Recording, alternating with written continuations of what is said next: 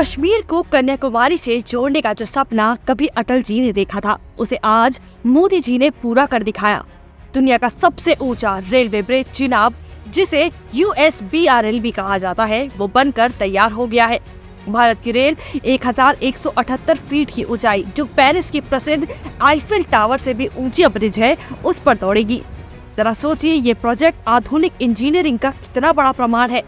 लेकिन क्या आप जानते हैं कि इस प्रोजेक्ट को पूरा होने में 30 साल लग गए? और ऐसा इसलिए हुआ क्योंकि कश्मीर में ऐसे आधुनिक रेलवे ब्रिज तो छोड़िए, कांग्रेस ने रेलवे नेटवर्क तक नहीं बनाया। आप खुद ये मैप देखिए, जिसमें देश के कोने कोने में रेलवे का जाल बिछा हुआ है, लेकिन देश के ताज कश्मीर का क्षेत्र बिल्कुल खाली नजर आता है। यानी किसी ने बेड़ा नहीं उठाया इस काम का। 1969 में जब शास्त्री जी PM थे, तब पठानकोट से कटरा तक रेलवे चलाने की बात चली, लेकिन उसे बनते बनते 1972 हो गया। देश में हज सब्सिडी 1954 से दी जा रही थी। अल्पसंख्यक सरकारी मदद से हज जा सकते थे, लेकिन हिंदू अपने सबसे पावन वैष्णो देवी नहीं जा सकते थे, क्योंकि रेलवे ही नहीं थी। 1983 में इंदिरा मैडम ने वादा किया था कि वो 5 साल में जम्मू उधमपुर रेल लिंक चालू कर देगी। 5 साल तो छोड़िए, 1995 तक उस प्रोजेक्ट की एक ईंट तक नहीं रखी गई थी। 1995 में इस प्रोजेक्ट को वापस से सैंक्शन तो कर दिया गया, लेकिन वो वापस से ठंडे बस्ते में चला गया, क्योंकि कांग्रेसी PM ने फंड ही नहीं दिए।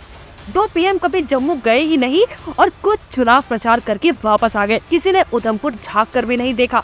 राजीव गांधी ने अपने दोस्त को CM बनाने में तो बहुत जोर लगाया, लेकिन रेलवे बनाने की एक बार भी नहीं सोची। वो तो भला हुआ अटल जी का, जिन्होंने फंड दिया और 2005 में जाकर ये प्रोजेक्ट पूरा हुआ। तब कांग्रेस को सिर्फ 1 ही साल हुआ था, लेकिन फीता काटने पहुंच गई।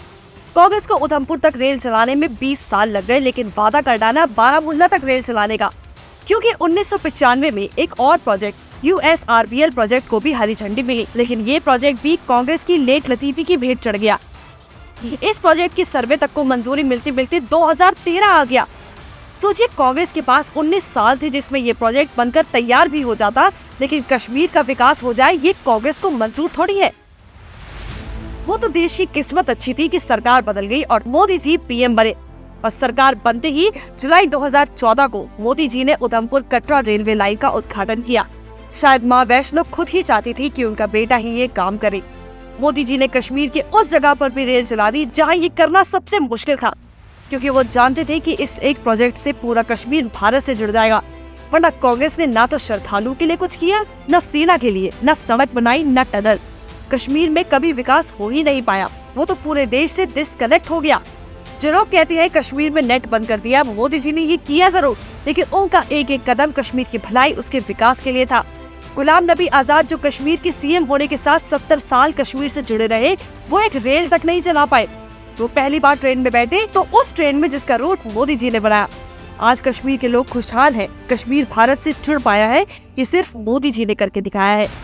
ये होती है आपके एक सही वोट की ताकत।